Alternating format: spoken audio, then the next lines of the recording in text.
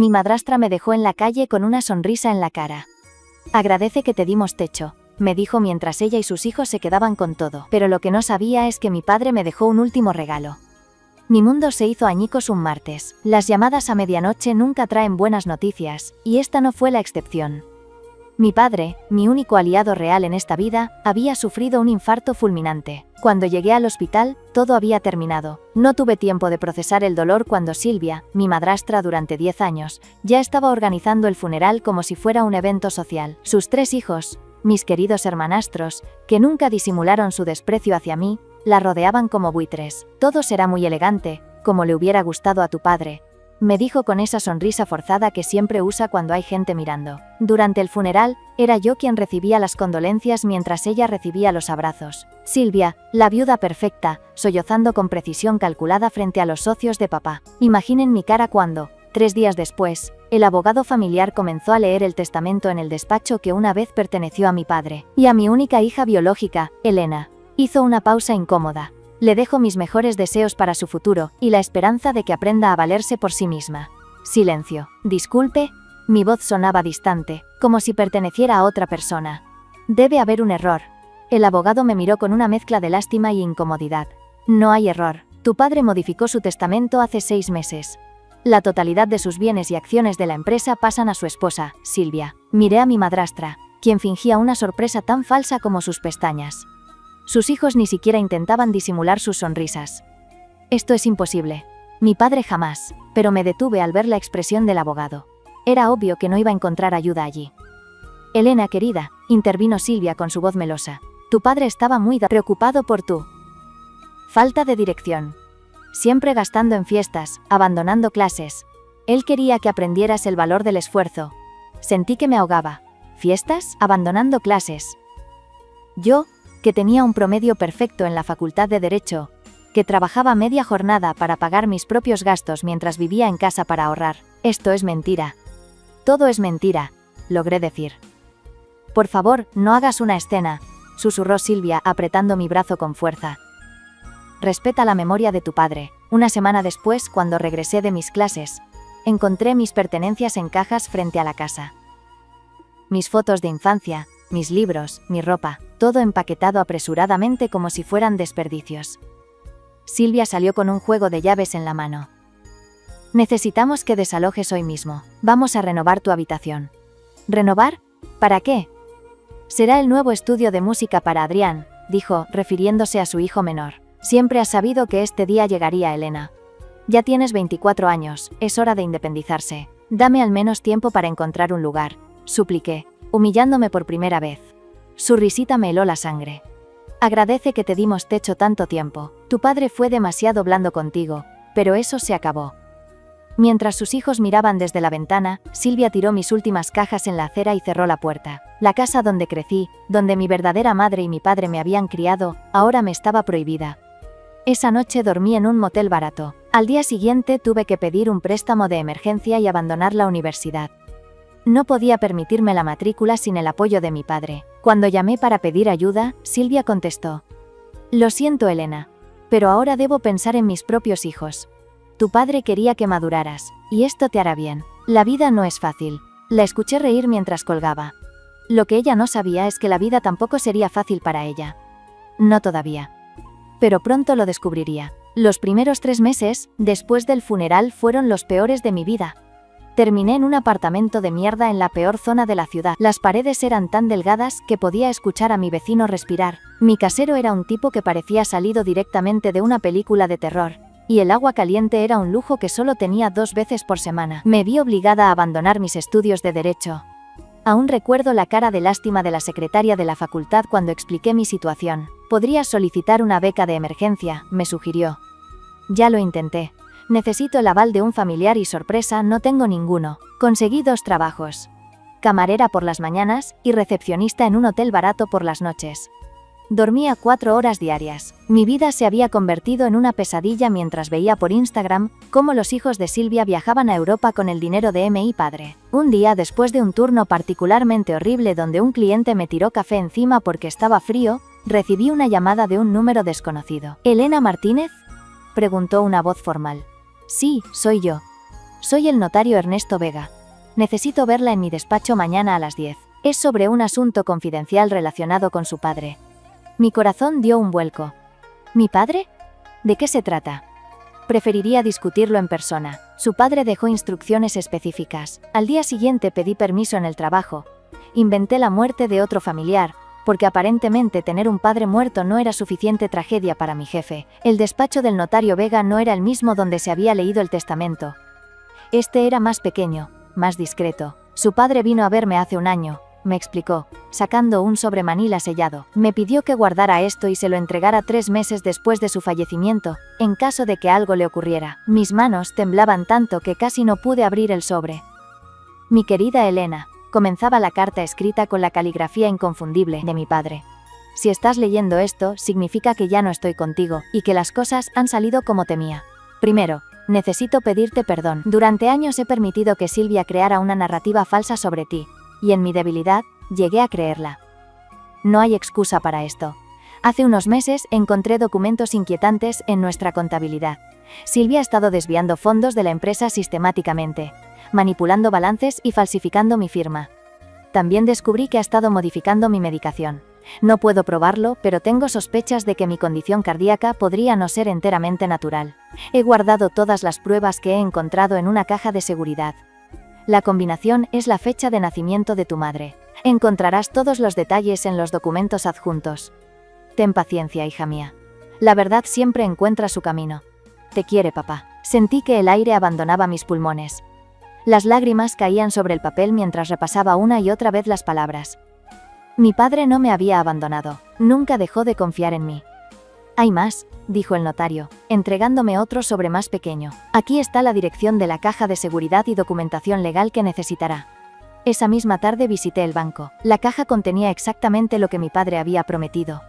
Estados de cuenta manipulados, transferencias irregulares, incluso un borrador falsificado de testamento con anotaciones de Silvia. También había algo más, una USB con grabaciones de audio. En una de ellas, escuché claramente a Silvia hablando con alguien sobre ajustar la medicación de mi padre para que se sintiera más cansado. Mi primer impulso fue correr a la policía.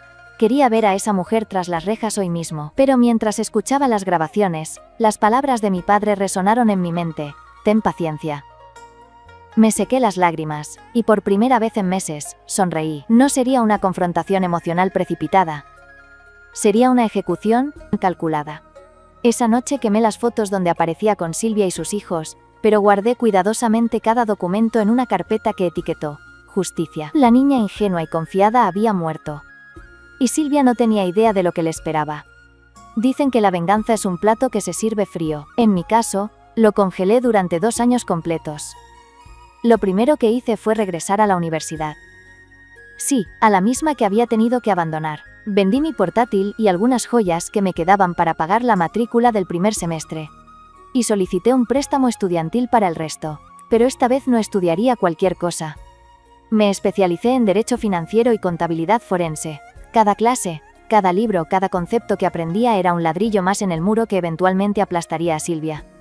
Te ves diferente, me dijo un antiguo compañero. Más intensa. Si él supiera que cada noche antes de dormir escuchaba las grabaciones de Silvia hablando sobre cómo manipular a mi padre. No era obsesión. 6 meses después de recibir la carta de mi padre, me armé de valor. Y contacté a Roberto Méndez, antiguo socio de mi padre y el único que había mostrado algo de escepticismo durante la lectura del testamento. Siempre supe que algo no cuadraba, me confesó en una cafetería lejos de la oficina principal. Tu padre jamás habría hecho eso, pero Silvia tiene a todos comiendo de su mano. Le mostré algunas de las pruebas, no todas. Nunca muestres todas tus cartas. Jesús, murmuró al ver los documentos falsificados. Esto es delito penal, Elena. ¿Por qué no has ido a la policía? Porque quiero destruirla completamente, no solo darle un susto. Necesito tu ayuda. Roberto se convirtió en mi mentor. Me dio acceso a información interna de la empresa bajo el pretexto de un proyecto académico. Me presentó a contactos clave. Abogados que no estaban en la nómina de Silvia. Contadores que podían verificar la autenticidad de los documentos. Juntos, creamos un mapa estratégico con fechas, objetivos y hasta planes de contingencia.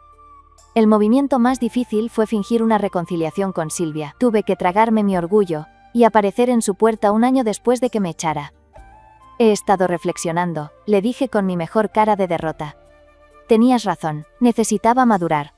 Debieron darme un Oscar por esa actuación. Silvia, convencida de su superioridad, me recibió con los brazos abiertos como la madrastra generosa que perdona a la hijastro rebelde. Siempre supe que recapacitarías, me dijo, abrazándome mientras yo contenía las náuseas. Tu padre estaría orgulloso. No menciones a mi padre con tu sucia boca, pensé mientras le devolvía la sonrisa. Esta reconciliación me dio acceso nuevamente a la casa. Podía visitar, cenar con ellos ocasionalmente, incluso asistir a reuniones familiares donde los socios de la empresa estaban presentes. Cada visita era una misión de reconocimiento, una servilleta con anotaciones de contraseñas, una conversación accidental con el contador mientras Silvia estaba distraída. Fotos discretas de documentos dejados descuidadamente en el escritorio. No todo fue fácil. Una noche, mientras copiaba archivos del ordenador de Silvia, casi me descubre su hijo mayor. ¿Qué haces en el despacho?, me preguntó, apareciendo en la puerta. Buscaba aspirinas, respondí sin perder la calma. Tengo una migraña terrible. Las aspirinas están en el baño. Ya me di cuenta, por eso sigo buscando. Se quedó mirándome un momento eterno antes de encogerse de hombros y marcharse. La memoria USB ya estaba en mi bolsillo con toda la información que necesitaba. Mi estrategia también incluyó sembrar la discordia entre los hermanastros. Un comentario casual aquí. Qué extraño que Adrián tenga un coche nuevo cuando Silvia dijo que la empresa estaba ajustando gastos. Una pregunta inocente allá.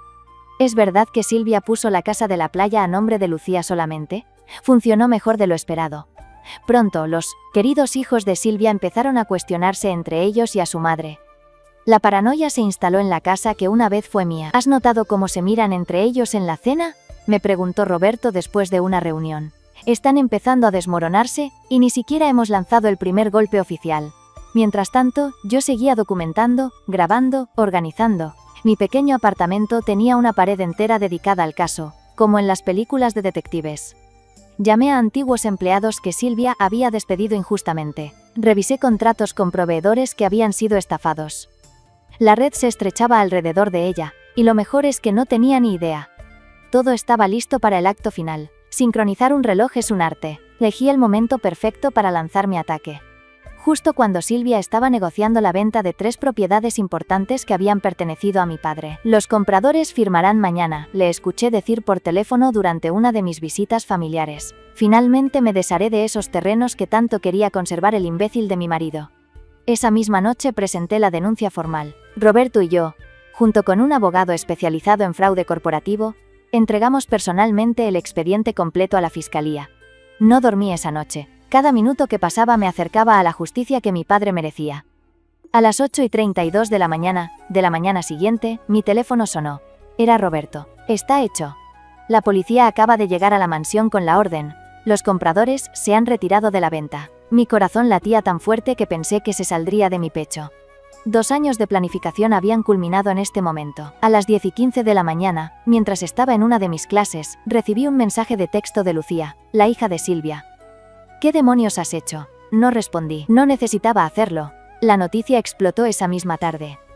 Viuda de empresario acusada de fraude masivo y posible homicidio, decían los titulares. La perfecta imagen pública de Silvia se hacía añicos con cada nueva actualización. No me sorprendió cuando mi teléfono comenzó a llenarse de mensajes de personas que nunca se habían molestado en contactarme cuando estaba en la calle. Ahora todos querían saber mi versión. Los ignoré a todos. La primera audiencia judicial fue surreal. Entré en la sala con la cabeza alta, vestida con un traje que había comprado específicamente para la ocasión. Silvia ya estaba allí, flanqueada por 2 abogados caros. Cuando nuestras miradas se cruzaron, vi algo que nunca había visto en sus ojos: miedo. Elena, susurró cuando pasé junto a ella. Esto es un malentendido, podemos arreglarlo en familia. Me detuve y me incliné para susurrarle al oído. Ya no tengo familia, ¿recuerdas? Tú misma te encargaste de eso. El proceso judicial avanzó metódicamente, exactamente como lo habíamos planificado. Primero presentamos las pruebas de malversación financiera, cuentas falsificadas, transferencias sospechosas, facturas infladas. Silvia se defendió argumentando que eran errores administrativos. Luego vinieron los testigos. Exempleados que habían sido intimidados, socios comerciales que habían sido engañados, incluso el médico de mi padre que admitió haber notado anomalías en sus análisis de sangre que nunca investigó porque Silvia insistió en que no era necesario. Solo seguía instrucciones de la señora Martínez, confesó, incapaz de mirarme a los ojos. Los abogados de Silvia contraatacaron pintándome como una hija resentida, fabricando evidencia. Era el momento que había estado esperando. Su señoría, intervino mi abogado. Nos gustaría presentar el anexo 14. Grabaciones audiovisuales obtenidas legalmente por el difunto señor Martínez. El silencio en la sala fue absoluto cuando comenzó la reproducción. La voz de Silvia resonó clara como el cristal. No me importa cómo lo hagas, necesito que ese testamento desaparezca. Redacta uno nuevo, pon que todo me lo deja a mí. A la niña esa ni la menciones. Padre estará demasiado drogado con los medicamentos como para darse cuenta de lo que firma. Después, otra grabación aún más devastadora. Aumenta la dosis, necesito que esté débil para la reunión con el notario. No, no te preocupes, nadie sospechará de un ataque cardíaco en un hombre de su edad. Miré directamente a Silvia mientras se reproducían las grabaciones. Su rostro perdió todo color. Sus propios abogados parecían incómodos. Pero el golpe final vino cuando presentamos pruebas de que había intentado sobornar al juez la semana anterior. Lo que ella no sabía es que nosotros ya habíamos alertado a las autoridades, y todo había sido grabado. El juez, visiblemente molesto por este intento de corrupción, ordenó un receso. Al salir de la sala, vi a los hijos de Silvia discutiendo acaloradamente en un rincón. Su pequeño imperio se desmoronaba desde dentro. ¿Cómo te sientes?, me preguntó Roberto. Como si pudiera respirar por primera vez en 2 años, respondí. El veredicto estaba cerca. Y todos en esa sala sabían ya cuál sería. El día del veredicto, el tribunal estaba lleno hasta los topes. Periodistas, curiosos, antiguos empleados de mi padre. Todos querían ver el desenlace del caso Martínez, como lo habían bautizado los medios. Silvia entró con un aspecto irreconocible, pálida, ojerosa, sin el maquillaje perfecto ni la postura arrogante. Sus hijos la seguían como sombras, igual de demacrados. Ya no eran la familia poderosa que me había echado a la calle. Me miró desde su asiento y articuló en silencio. Podemos negociar.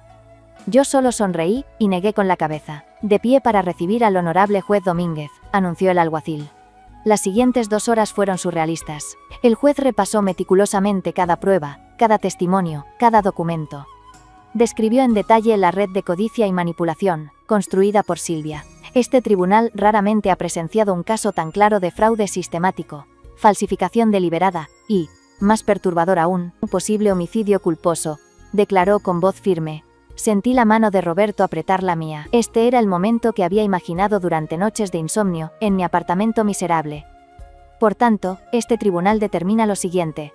El tiempo pareció detenerse. Se declara nulo el testamento presentado por Silvia Gómez, por haber sido obtenido mediante fraude y manipulación. Se reconoce a Elena Martínez como legítima heredera de los bienes de Francisco Martínez, según su testamento original, que ha sido recuperado y verificado. Un murmullo recorrió la sala. Adicionalmente, Silvia Gómez queda imputada por los delitos de fraude, falsificación documental, malversación de fondos y conspiración para cometer homicidio culposo. Se ordena su detención inmediata mientras se inicia el proceso penal correspondiente. Contuve las lágrimas mientras veía a 2 agentes judiciales acercarse a Silvia. Su rostro era una máscara de incredulidad. «Esto es un error». «Elena, diles que fue un malentendido», gritó mientras la esposaban. Sus hijos, que momentos antes la rodeaban, ahora se alejaban discretamente. Las ratas abandonando el barco hundido. Las semanas siguientes fueron un torbellino. Recuperé la casa familiar, la empresa, todo lo que me pertenecía por derecho. Volví a la universidad para terminar mis estudios, pero ahora con una nueva perspectiva y propósito. La noticia del caso llegó incluso a medios internacionales. Recibí ofertas para escribir libros, participar en documentales, dar charlas sobre fraude financiero. Rechacé la mayoría. No quería ser famosa por ser una víctima que obtuvo justicia. Quería construir algo positivo. 6 meses después del veredicto, cuando el polvo comenzó a asentarse, recibí una carta desde la prisión. Silvia solicitaba una visita. Dudé durante días, pero finalmente decidí ir. Necesitaba cerrar ese capítulo por completo. La mujer que encontré al otro lado del cristal era apenas una sombra de la imponente madrastra que me había atormentado. El uniforme naranja colgaba de su cuerpo delgado. Su rostro sin maquillaje mostraba arrugas que nunca había notado. «Gracias por venir», dijo con voz apagada. «Mis hijos no responden mis llamadas». No respondí. «Elena, sé que no merezco tu perdón, pero necesito que sepas que realmente quería a tu padre. Ahórrate las mentiras», le corté. «No estoy aquí para darte consuelo». «Entonces, ¿por qué viniste?», preguntó, genuinamente confundida. Saqué un sobre del bolsillo y lo deslicé por la rendija. Dentro había una llave y una dirección. «Es un pequeño apartamento en las afueras. Lo he puesto a tu nombre. Para cuando salgas. Su rostro mostró sorpresa total. No lo hago por ti, continué, lo hago por mí, para recordarme que no soy como tú. Me levanté para irme. Elena, llamó cuando estaba a punto de colgar el teléfono. ¿Cómo lo hiciste? ¿Cómo aguantaste 2 años planeando todo sin quebrarte? Sonreí levemente. Mi padre tenía una frase. La justicia llega tarde, pero llega. Antes de irme me incliné una última vez hacia el micrófono. Ah, y Silvia. Agradece que te dejé un techo. Es más de lo que tú hiciste por mí. Hoy dirijo la empresa de mi padre, y he creado una fundación que ayuda a víctimas de fraude familiar. En mi oficina, sobre mi escritorio, hay una foto de él, y, junto a ella, un pequeño marco con una sola frase: ten paciencia. La verdad siempre encuentra su camino. Y vaya si lo hizo. Edición. ¡Wow! No esperaba que esta historia resonara con tantos de ustedes. Gracias por todos los comentarios y premios. Y para quienes preguntaron, sí, esto está basado en eventos reales, aunque he cambiado nombres y algunos detalles por razones obvias. La justicia puede tardar, pero cuando llega, lo hace con intereses,